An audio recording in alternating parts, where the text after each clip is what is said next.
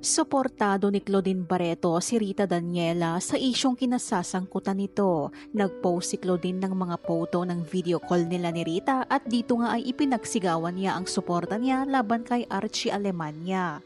At bagamat hindi niya binanggit ang pangalan ni Archie sa post niyang ito, alam naman ng lahat kung sino ang kinasuhan ni Rita at heto nga ang mensahe niya para dito.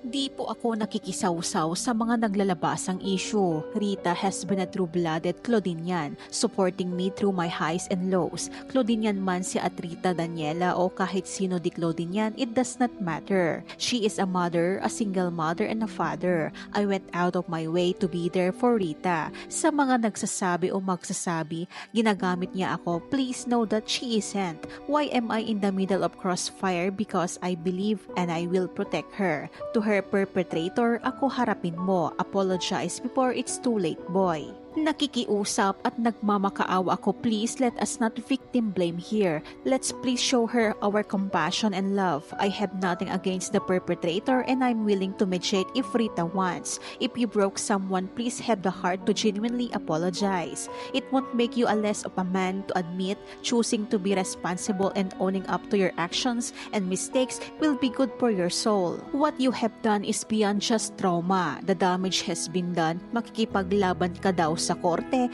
to clear your image and name, and I respect you doing this for your family. It's easier to own up and apologize. You have a family and I'm willing to listen. Not my business, but I have daughters. I will always protect anyone who is going through this, for I myself was a victim years ago. Rita, you are strong in love.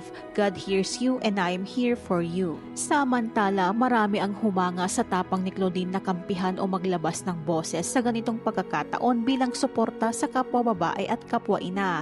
Pero may nagsasabi rin na hindi dapat pinopost sa social media ang mga ganitong bagay. We know that you have a very good and genuine heart, Miss Claudine, pero sana naman po di nyo pinopost mga ganitong bagay lalo na yung pic ni Miss Rita dyan. Since sensitive na bagay ang mga napag-uusapan, sana alam nyo po ang salitang privacy. Public figure pa naman po kayo.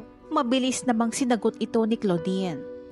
Thanks for your concern. Nasa social media na lahat. Yes, we are public figures, kaya ang daming rape at molestation sa mundo dahil sa mga tao who turns a blind eye. Kung si Rita nga nagsalita, ako ate niya, di pwede. Kahit ikaw na di ko kilala, pag kinailangan mo ako at wag naman sana mangyari sa inyo, we should spread awareness about sensitive topics dahil sa mga tao baluktot mag-isip. Kung kaya gawin sa mga artista, ano pa kaya karaniwang tao? Sana naiintindihan nyo.